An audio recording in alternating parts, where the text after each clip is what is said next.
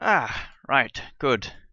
Just cleared the pathway of snow. So it's the 12th of December, early morning, and we have to go and open up our present for today, if we can in fact open up our present for today. We couldn't get to yesterday's one with the force field. Luckily, last night I snuck into the 12th one. I know, you shouldn't, but I had a look, and it looked like everything was fine, nothing was wrong. So I'm feeling good about today. I'm feeling good about today. So there's the 10th, there's the 11th, and number 12. Magical door number 12. Oh, it matches my EXP. The green, I mean. That's interesting. So let's have a look behind the door and hopefully get a gift. Yeah. Ooh, so here we go. I'm excited. Huh? What? Oh no! The present! It's been vandalized! Oh, Hero Grinch. I guess this isn't beneath him. He did wreck that other present by flooding the entire area with water. Okay, well let's see if he took the present. Oh, there's a book. Dear Twitch by Hero Grinch. Okay. Okay, what's this about then, eh? Let's read this. Our anvils will blot out the sun. Wonder what that means.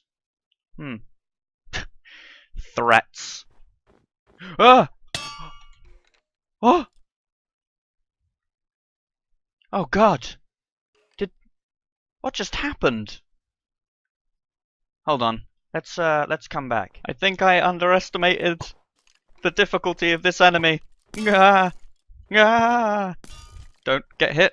Gotta damage him. Yeah!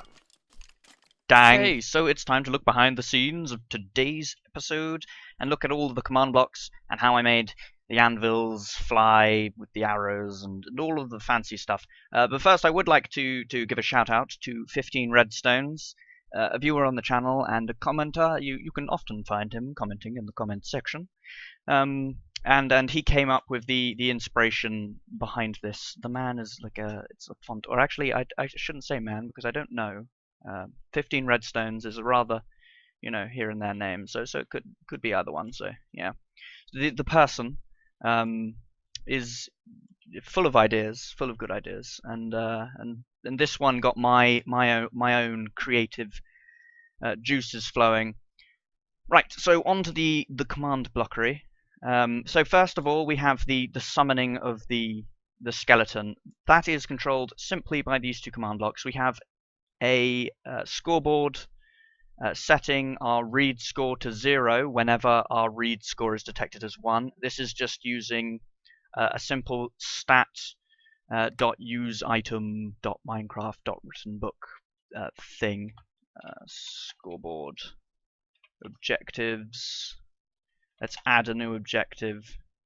Call it sum, because and if I press tab it'll load, and you see we can have all of these stat craft items, chorus, pop fruit, and all of these stat things. So one of those stats is whenever you read a book, and then we've got a conditional command block here. So when this successfully moves our score back to 0, it will summon a skeleton holding a bow, and its name's visible, and it's called skeleton and all that. So if we test this out here, every time we open the book, so it's set to spawn over here, we open the book, we open the book, we open the book, we open the book, we open the book, and push these, there we go, and we've got a whole bunch of skeletons. So there's no limit to the number of skeletons this magical book can spawn.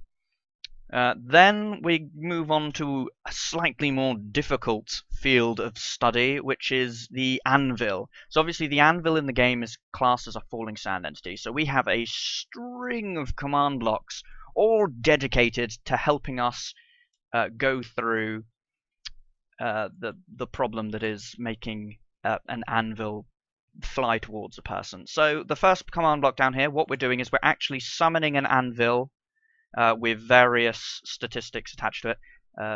we're summoning an anvil at an arrow. So every arrow that's been fired will run a command to summon a falling sand entity at itself.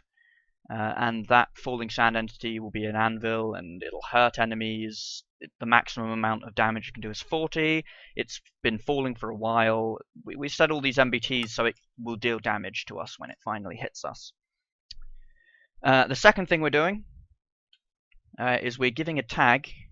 We're giving a tag to any arrows that happen to be in the ground, and we're giving them an in-ground tag. Then we're killing any of the arrows in the ground, because we want arrows in the ground to disappear. We want them gone.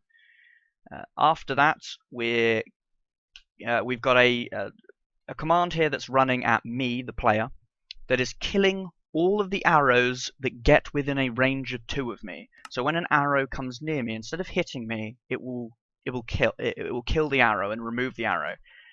Then after which, and this is an important part, the actual order of these command blocks is quite important. After which, let's see, kill an arrow, and then if the arrow, and then you kill the anvil if the arrow is alive.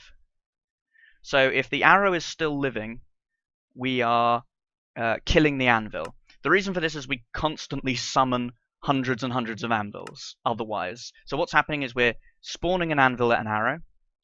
Then if the arrow is still alive after all of this stuff, so if it's not in the ground and it's not near the player, the arrow will still be around, which means it will kill the anvil. And then the whole thing will happen again and it'll summon a new anvil. Otherwise we'll have a constant stream of anvils. So it's important to have that command that way around.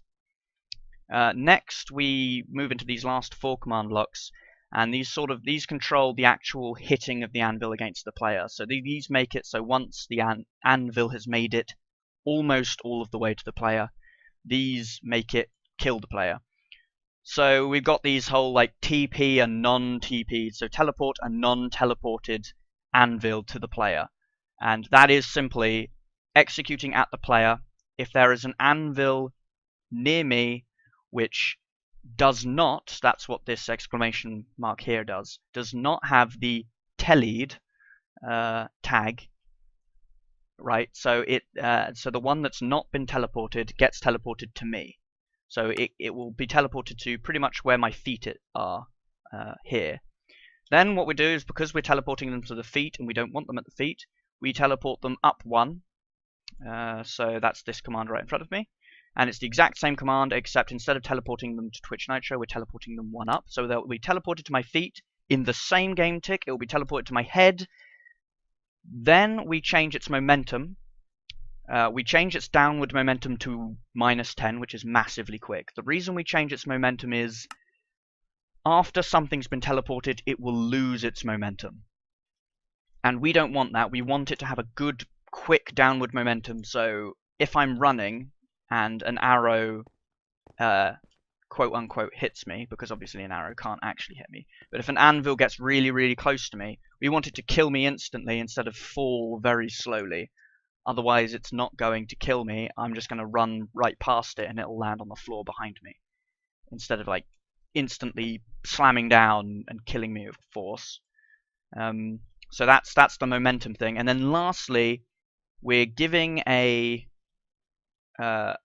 we're giving the thing that we've teleported, that we're adding that teleport tag to the anvil. So the anvil that doesn't have a teleport tag gets a teleport tag. And that's important, because otherwise the anvil will be constantly above my head, just floating.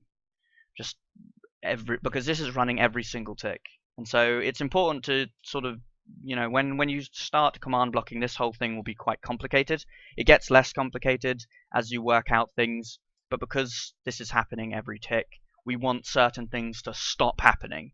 And tags are a useful way to stop things happening. Also, using entities that stop existing at certain times is another way of doing that. And that's all happening all in this command block chain here, to allow fancy stuff like this.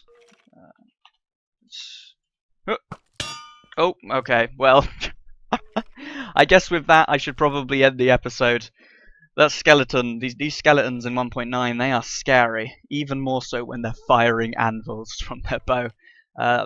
Thanks one last time to 15 Redstones. And thank you for watching. Leave a like if you enjoyed the episode. And I will see you guys next time. Bye.